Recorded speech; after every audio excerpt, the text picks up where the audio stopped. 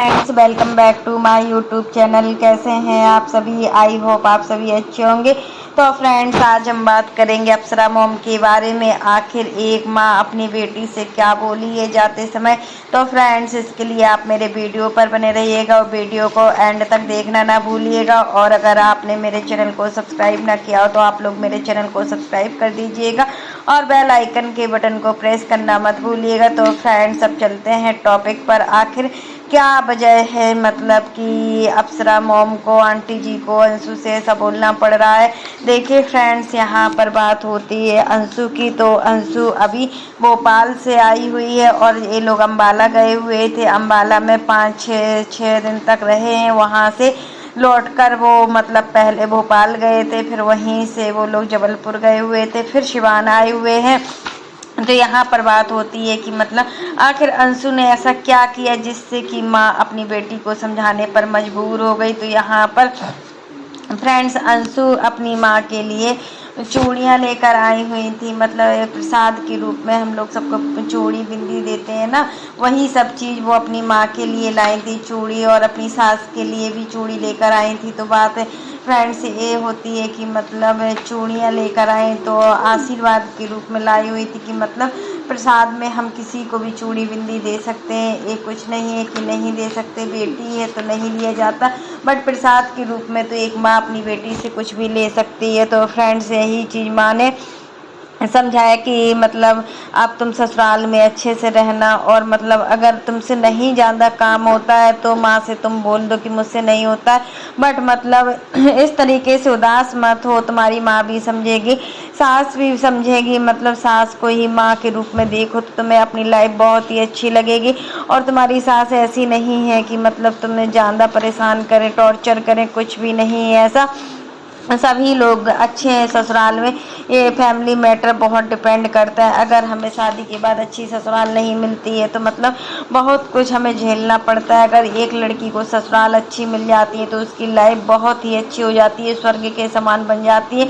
यही सब चीज़ें यहाँ पर अंशु के साथ भी हुआ है कि मतलब अंशु अपने ससुराल में एडजस्ट नहीं हो पा रही है। गलती अंशु की नहीं, गलती सिर्फ हालातों की है कि मतलब हालात ने उसे कुछ नहीं सिखा पाया। सिखाया तो बहुत कुछ सिखाया है, बट ये होता है ना, जब हमारी शादी होती है तो हमें घर के काम करने होते हैं। वही सब चीज़ें जो काम होते हैं डेली रूटीन के, वही चीज़ मतलब अंशु को भारी पड़ रहे हैं। और अंशु से ऐसी उम्मीद भी रखी जा रही कि अंशु सभी काम को टाइम पर करे और बहुत ही अच्छे से करे। तो यही माँ समझा रही है कि मतलब अभी रुक जाओ, अगर रुकना हो तो। अभी अंशु रुकी नहीं है और मतलब अभी कम से कम 6 से 7 दिन हो गया है। अब अंशु जाएगी अपनी ससुराल बसंतपुर, क्योंकि देखिए 6-7 दिन हो गया है घर से निकले हुए। और वहाँ से मम्मी का फ़ोन, मतलब सासू माँ का भी फ़ोन आया हुआ था, देवर सरकार का भी फ़ोन आया हुआ था। सबने भाभी से बात की और शुभम से बात की हुई है। तो मतलब वही आंटी जी ने कहा कि अभी तुम्हें जाना है तो चली जाओ, बट छठ के अब जब आना तो 1 महीना रह कर जाना यहाँ से, तभी ठीक है। ये बार बार आना जाना ठीक नहीं लगता है कि मतलब इससे रिश्ते भी खराब होते हैं और 2 परिवारों के बीच में दूरियां भी आ जाती हैं। और सही बात है, जब हम ज़्यादा मायके से ससुराल या ससुराल से मायके करते हैं तो हमारे बीच में बहुत सारी दूरियां आ जाती हैं और हमारे ससुराल वालों के ताने सुनाना स्टार्ट हो जाते हैं। हर घर की यही कहानी होती है, हम माने या ना माने, बट जो रियल में होता है ना, तो एक्चुअल में यही सब कुछ हर फैमिली में देखने को मिलता है कि अगर लड़की बार बार अपने मायके में इंटरफेयर करती है या लड़की का मायके से रिलेशन ज़्यादा अच्छा होता है तो उस घर में महाभारत होना जरूरी संभव ही होता है। मतलब हर घर की कहानी तो यही आंटी जी चाह रही हैं कि मतलब अभी अंशु आए तो अभी 1 महीने के लिए रहे और छठ पूजा करके जाए। और वैसे भी जब तक इनकी सास नहीं बोलेंगी छठ पूजा के लिए, यहाँ से बाद में करने के लिए, तो हम नहीं कहते हैं कि तुम छठ पूजा यहाँ करना, तुम मतलब छठ पूजा के बाद आना। छठ पूजा दीपावली के बाद ही होती है तो दीपावली भी तुम्हारा ससुराल में हो जाएगा, क्योंकि शादी के बाद की पहली दीपावली है और दीपावली का त्यौहार ससुराल में ही होता है। उसके 6 दिन बाद छठ होता है, तो छठ का छठ की पूजा अभी अच्छे से हो जाएगी। तो यही चीज़ें आंटी ने अपने ब्लॉग में भी बोला है। और मतलब सचिन जब आए तो मतलब इतना उदास भी हो गए अम्बाला से कि मतलब माँ से चिपक कर रोने लगे। क्या वजह हो सकती है कि सचिन इतना उदास हो गए? तो यही होता है ना कि जब हम कभी दूर सफ़र करके आते हैं तो सच में हम लोग बहुत ज़्यादा थक भी जाते हैं। फिर इतना सारा गाड़ी की ट्रैवलिंग करना, इतना लंबा सफ़र है अम्बाला से सिवान का, ये सब चीज़ें बहुत ज़्यादा, यही सब चीज़ों की वजह से सचिन भी बहुत उदास हो गए। तो मम्मी से चिपक चिपक कर फुट फुट कर रोने लगे। तो यहाँ पर अंशु मतलब सब नाश्ता भी नहीं किया अंशु ने, उसका मन नहीं था कुछ खाने का, बस चाय भर पी कर वो चली गई है बसंतपुर। अब ससुराल में जाएगी तो कई लोगों का कमेंट ये भी है कि मतलब जाएगी ससुराल तो फिर से वही बीमार हो जाएगी। अभी कम से कम 5 से 6 दिन बीमारी का कोई नाम ही नहीं था और मतलब अंशु बिल्कुल ठीक ठाक थी।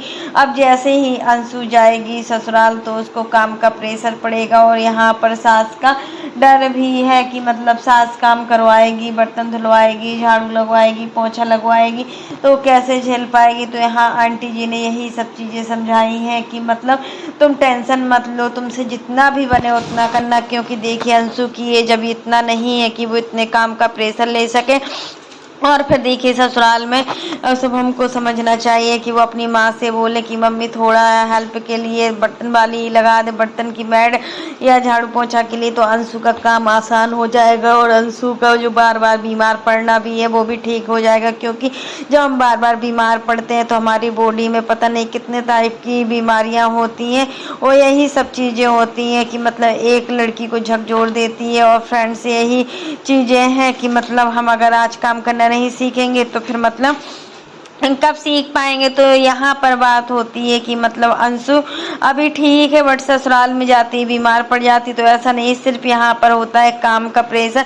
अंशु ने खूब एंजॉय किया है और अंशु का मन भी फ्रेश हो गया। अंशु की ननद के साथ जो लड़ाई चल रही थी सोशल मीडिया पर वो भी अभी शांत है। अब अंशु की ननद अपने टॉपिक पर ही वीडियो बनाती है, ना कि अंशु के टॉपिक पर या कोई ऐसे कमेंट पर वीडियो बनाती है। अब उनका वीडियो बनाना भी ठीक लग रहा है कि वो अपने डेली का ब्लॉग दिखाती हैं, खाना बर्तन झाड़ू पोछा जो भी वो करती हैं वही सब चीज़ें दिखाती हैं। अब अंशु को टारगेट करना भी तो बंद कर दिया हुआ है काजल ने। फिर नहीं पता कि देखिए ससुराल पहुंचते ही फिर से सारी प्रॉब्लम स्टार्ट हो जाए, कुछ कहा नहीं जा सकता है। क्योंकि अंशु के साथ वो सब कुछ होता है जो मतलब होना भी नहीं चाहिए। यहाँ पर शुभम अंशु का पूरी तरीके से सपोर्ट करता है तो अंशु अकेली नहीं है, नहीं तो अंशु पूरी तरीके से अकेली हो जाएगी। तो फ्रेंड्स यही चीज़ होती है जो हमें आगे ले जाती है और हम हर चीज़ को समझने की कोशिश करते हैं। यहाँ शायद सचिन इस वजह से भी परेशान है कि मतलब इतना थकान होने के बाद जो घर में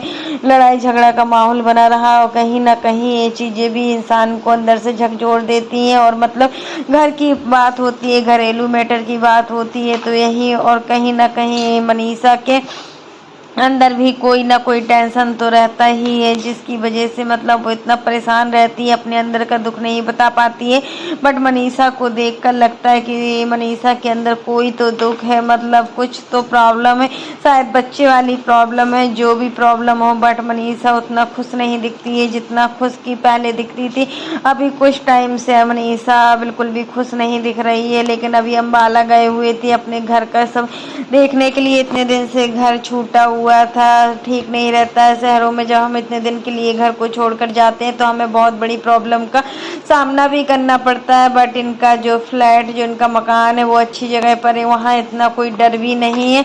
तो अपना इसी बहाने देख आए हैं और गाड़ी से गए हुए थे तो मतलब अंशु भी चली गई, निशा भी चली गई, छोटू भी चले गए, सभी लोग चले भी गए हुए थे। मतलब यही चीज़ होता है कि हम बहुत चीज़ें देखनी होती हैं जब हम घर से दूर होते हैं। अभी सचिन की मजबूरी है कि सचिन का स्कूल बन रहा है, वही सबके पीछे सचिन को यहाँ सिवान में रहना पड़ रहा है, नहीं तो सचिन भी चले जाते अम्बाला। अम्बाला में अपना जो कुछ भी करते होंगे वो सब कुछ काम करते रहते। तो फ्रेंड्स आज के लिए बस इतना ही। कैसा लगा आपको मेरा वीडियो पसंद आए तो लाइक कर देना, और अगर आप चैनल पर न्यू हो तो चैनल को सब्सक्राइब करना ना भूलना। फिर मिलते हैं नेक्स्ट वीडियो में, तब तक के लिए बाय, टेक केयर। और इसी प्रकार की नई नई वीडियो को देखने के लिए आप मेरे चैनल पर बने रहिए और मेरे चैनल को ज़्यादा से ज़्यादा सपोर्ट कीजिए। और फ्रेंड्स, आप लोग कमेंट बॉक्स में ज़रूर बताना कि एक माँ अगर अपनी बेटी को कुछ भी सिखा रही है तो क्या वो बेटी के लिए ठीक है या नहीं है। अगर बेटी गलत करती है तब भी माँ को समझाना चाहिए, और अगर ससुराल वाले थोड़ा बहुत गलत भी करते हैं अपनी बहू के साथ